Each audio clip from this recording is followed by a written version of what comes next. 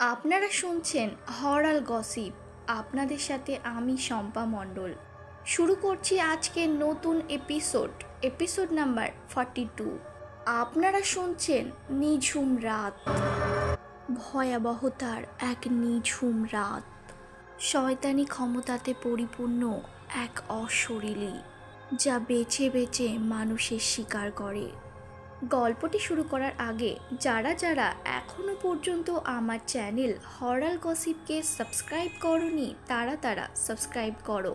তোমাদের একটি ছোট্ট সহযোগিতা আমার চ্যানেলে আমাকে আরও নতুন নতুন গল্প দিতে উৎসাহিত করে।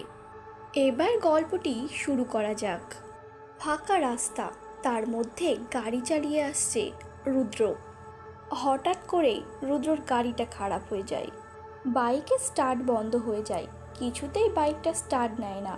নিঝুম রাত, জোনাকির ডাক, গা ছমছম কর পরিবেশ। রুদ্র বাইক থেকে নামে। অনেক চেষ্টার পরেও বাইকটা কিছুতেই স্টার্ট নেয় না। তার বাড়ি ওখান থেকে অনেক দূর, হেঁটে হেঁটে যাওয়াও সম্ভব না। আর অনেক রাতও হয়ে গেছে, এখন কোনো গ্যারেজ সে খোলাও পাবে না। কোনো মতে ঠেলতে ঠেলতে বাইকটাকে নিয়ে যায়। হঠাৎ করেই তার মনে হয় বাইকের পেছনটা যেন ভারী হয়ে গেছে, সে যেন আর বাইকটা ঠেলতে পারছে না। বাইকটাকে এক জায়গায় দাঁড় করিয়ে স্টার্ট দেওয়ার চেষ্টা করে। সঙ্গে সঙ্গে বাইকটি স্টার্ট নিয়ে নেয়। রুদ্র মনে মনে ভাবছে, আশ্চর্য, এতক্ষণ ধরে বাইকটি স্টার্ট দেওয়ার চেষ্টা করছিলাম, কিছুতেই হলো না, হঠাৎ করে হয়ে গেল। তারপর রুদ্র তার বাড়ি চলে যায়। বাড়ির গেটের কাছে গিয়ে বাইকটি থামাতেই রুদ্রর মনে হলো বাইক থেকে যেন কেউ একটা নামলো। বাইকটা হালকা হয়ে গেল, আর কোনো ভারী ভাব নেই। বাইকটিকে বাড়িতে রেখে সে ঘরের মধ্যে গেল। ঘরের মধ্যে প্রবেশ করে প্রথমে রুদ্র গেল ঘরের লাইটগুলো জ্বালাতে। ঘরের লাইট জ্বালাতেই ঘরের লাইটগুলো বন্ধ হতে থাকে আর জ্বলতে থাকে। এইভাবে লাইটগুলো অন এবং অফ হতে থাকে। বাইরে শোনা যায় কুকুরের ডাক। রুদ্রর মনে হয় ওর পেছনে যেন কেউ দাঁড়িয়ে আছে। নিজের ঘরে ঢোকার আগে একবার পেছনের দিকে তাকিয়েও দেখে, কিন্তু কাউকেই দেখতে পায় না। রুদ্র নিজের ঘরে যায় আর ঘরে গিয়ে দেখে তার স্ত্রী অনুরাধা বিছানায় শুয়ে আছে। সেদিন রুদ্রর ফিরতে অনেক লেট হয়ে গিয়েছিল, তখন বাজে 11:15। অনুরাধাকে দুবার ডাকে রুদ্র, অনুরাধা, অনুরাধা, কিন্তু অনুরাধা কিছুতেই ঘুম থেকে ওঠে না। ফ্রেশ হওয়ার জন্য রুদ্র বাথরুমে গেল। ফিরে এসে দেখে অনুরাধা তার জন্য খাবার গরম করছে। রুদ্র খাবার টেবিলে বসে খাবার খাওয়ার জন্য। রুদ্র অনুরাধাকে বলে, আজ কি রান্না করেছিলে রাতে, কি বানিয়েছো আজ? অনুরাধা কোনো কথার উত্তর না দিয়ে রুদ্রকে খেতে দেয়। টেবিলে খাবার প্লেটটা রাখে, কিন্তু খাবারের প্লেটটা ঢাকা দেওয়া ছিল অন্য একটি প্লেট দিয়ে। রুদ্র যখন প্লেটটা সরায় তখন সে দেখে ভাতের প্লেটে ভাতের ওপর রক্ত। রুদ্র চমকে খাবার টেবিল থেকে উঠে পড়ে আর রেগে গিয়ে অনুরাধাকে বলে, এটা তুমি কি খেতে দিয়েছো আমাকে, এটা কি? তখন অনুরাধা জোরে জোরে দাঁত বের করে হাসতে থাকে। তার হাসিটা যেন খুব ভয়ঙ্কর ছিল। অনুরাধার চোখগুলো হঠাৎ করে লাল হয়ে যায়। অনুরাধার চেহারাটা কেমন ফ্যাকাশে হতে শুরু করে। এই সমস্ত কিছু দেখে রুদ্র ভয়ে চিৎকার করে ওঠে আর নিজের চোখ বন্ধ করে নেয়। হঠাৎ করে রুদ্রর মনে হয় কেউ যেন ওর কাঁধে হাত দিয়ে ওকে ডাকছে। রুদ্র নিজের চোখ খোলে, সামনের দিকে তাকায়, কিন্তু তখন আর সে অনুরাধাকে দেখতে পায় না। আবারও রুদ্রর মনে হয় কেউ যেন ওর কাঁধে হাত দিয়ে ডাকছে। এবার রুদ্র পেছনের দিকে তাকায়, দেখে যে অনুরাধা দাঁড়িয়ে আছে। অনুরাধাকে দেখে এখন আর রুদ্রর ভয় লাগছে না, কারণ অনুরাধার চোখগুলো এখন আর লাল নেই। অনুরাধার মুখটাও এখন আর ফ্যাকাশে লাগছে না। রুদ্র অনুরাধাকে বলে, এতক্ষণ তোমার কি হয়েছিল? তোমাকে দেখতে এত ভয়ঙ্কর লাগছিল কেন?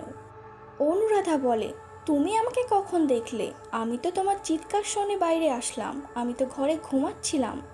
রুদ্র বলে, না, তুমি তো বাইরে ছিলে, আমার জন্য খাবার বাড়ছিলে, আমাকে খেতেও দিলে, কিন্তু হঠাৎ করে তুমি ওরকম আচরণ করছিলে কেন?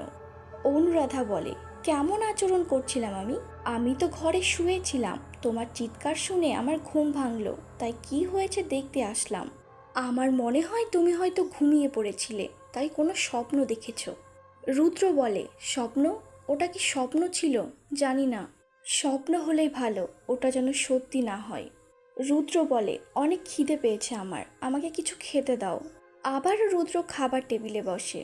অনুরাধা আবারও তাকে খাবার দেয়। এবারও সে প্লেটে ঢাকা চাপা দিয়েই তাকে খাবার দেয়, কিন্তু এবারকার খাবারটা একদম নর্মাল ছিল। কোনো রকম রক্তের কোনো দাগও ছিল না প্লেটে।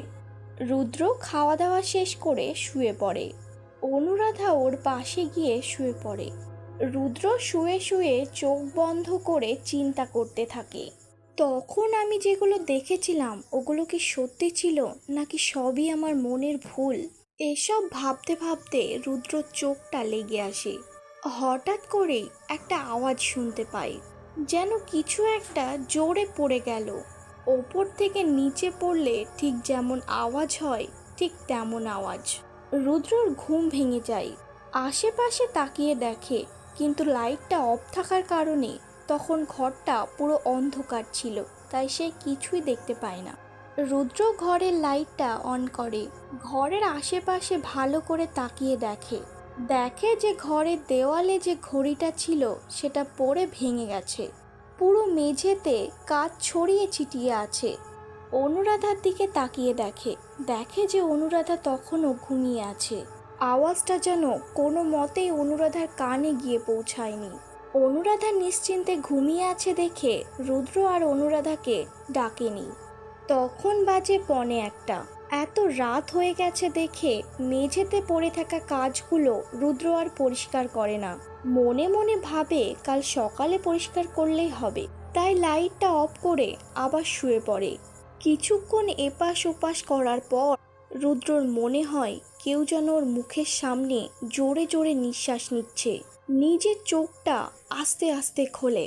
রুদ্র চোখ খুলে দেখে একটি অবয়ব তার শরীর থেকে একটু ওপরে শুয়ে আছে। অবয়বটির চোখ লাল রক্তবর্ণ ধারণ করেছে, মুখ দিয়ে লালা পড়ছে, মুখটা ফ্যাকাশে, আর তার মুখে কাটা কাটা দাগ।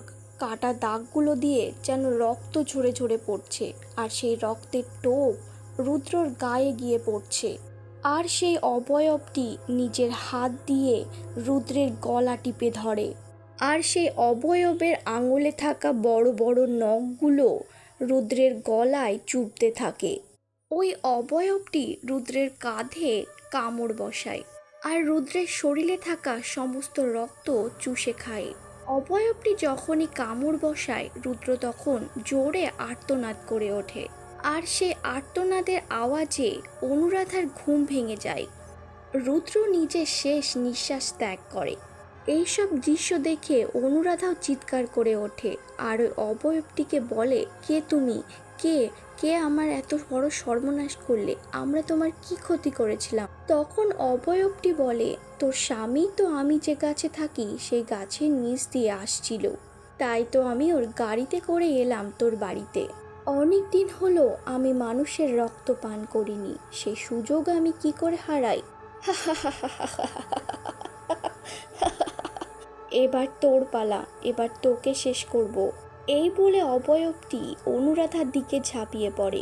অনুরাধাকে 2 হাত দিয়ে ধরে ওর গলায় জোরে কামড় বসায়। অনুরাধার শরীরে থাকা সমস্ত রক্ত চুষে নেয় সেই অশরীরী ডাইনি। অনুরাধাও নিজের শেষ নিঃশ্বাস ত্যাগ করে, আর সেই অশরীরী ফিরে যায় নতুন শিকারের উদ্দেশ্যে।